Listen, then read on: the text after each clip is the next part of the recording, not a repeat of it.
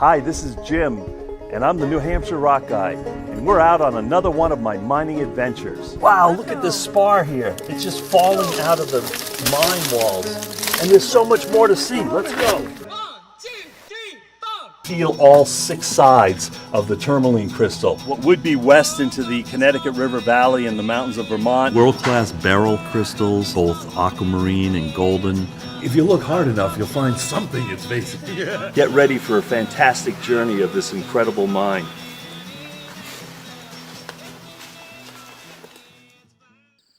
And to me, it's just ultra spectacular. Aren't those colors amazing?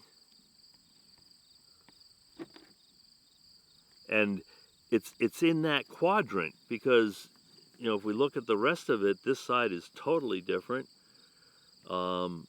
You know, as is here, top. So it's just there. This will be fun. I'm gonna obviously, not you don't know them, but obviously for me, I'm gonna trim up these edges and polish the whole thing, and it's gonna look cool. This one here, which we'll get a good view of it before putting the water on, it's a copper plume. All up here are copper lines, and again, there's a lot of copper in petrified wood. That's what gives it these beautiful colors. But this area of plumes is really quite unique. And again, if we were to look at the rest of this rock, these other sides are nothing like the front side, correct? So, sorry, there it is. And hopefully you're picking up all those copper lines. The copper makes the blue-green color, and this is a, I'd almost like to call it gem silica. We're going to get it analyzed, but hopefully you can see the sunlight coming through. The more translucent your blue-greens colors are, the more money, the higher the value. So I have purchased a couple of pieces. This one here, you know, is again in the rough. None of the sides show the beauty of the inside, but this one side where it was chipped to see what was inside. So I will be putting this end in the vise and slicing this end into slices shortly. One of the pieces that's literally in the saw at home is this beautiful piece. Now, it doesn't have the translucency that we were talking about, but the beautiful color, it's not quite uniform. Let me put some water on. And again, you see a tremendous difference, but just absolutely gorgeous that it is this uniform. Is that a good way to put it? This uniform. This is much more typical. Ooh, look at that. I just did a slice so you can see both. This is in the process of being polished right now. I never had the lapidary material to polish something this large until just this week. So that's why these are not done. But anyway, beautiful, beautiful colors. And again, this is more typical of all of your Indonesian petrified wood, which makes this so special, correct? You see the difference? This is an old, they call it old stock piece of petrified wood. What is, again, I'm guessing, but I assume that this side here could be the bark. I'm assuming that these indentations, as these trees fall down, they go into state of decay. This could have been other branches up against the this branch, and but just again, this is copper sulfates are leading to these colors, copper sulfates.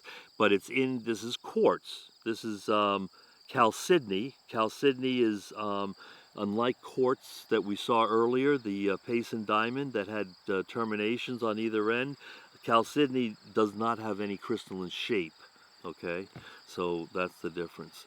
Last one, we have, now again, we're filming this, you know, you may be watching this a year from now, 2 years from now, who knows, but we're filming in August of 2020, and this I call it my Christmas pre-Christmas collection. It just came out, and all of this is for sale as of August 1st. And again, it's just a beautiful example. About 50% of this I personally did, and 50% of this I personally acquired from different sources.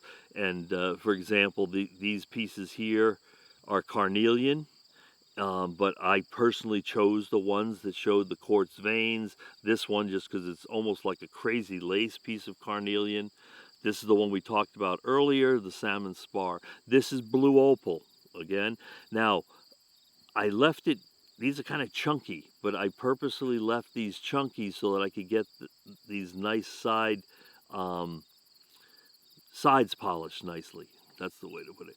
This is very unique. Well, it's a material you can't get anymore. It comes from Conklin, Rhode Island, and Lincoln, Rhode Island. It's the Conklin Quarry, and it's lemon serpentine. It's the highest quality lemon serpentine in the world. It was used to make gemstone carvings for dignitaries all over. Bumblebee jasper. This is spectralite. But many people may look at this and think of it as labradorite, and yes, it is labradorite, but when labradorite has a translucency, it's the highest quality, and it's called spectralite. So if you find a piece that when you hold it up, it's translucent, if it's priced less, pick it up. If it's priced more, now you know why. I don't know much about that one. I inherited that one. This is the tiger eye. Remember we were talking about tiger iron? So this is tiger eye for sure. And again, it has the optical properties. This is local to where we are. Schist from Alston, New Hampshire. Some Indonesian petrified wood. Um, Again, what would we call it if we can see through it? Is that, I don't know, is that showing? See through or? Yeah, it should. Anyway, agate, right? Agate versus jasper. These are all snow quartz, which again, it does. Am I holding it? I'm sorry, I'm holding it in a different place, aren't I? Hold on, I'll get another one. This is agate. Again, this is even a nicer piece than the one I held up earlier. But that's the vein of the agate, and this is the host rock left on both sides. This is agate. This is like a sandstone beryl. This is from local. Oh, this is last ones we'll talk about.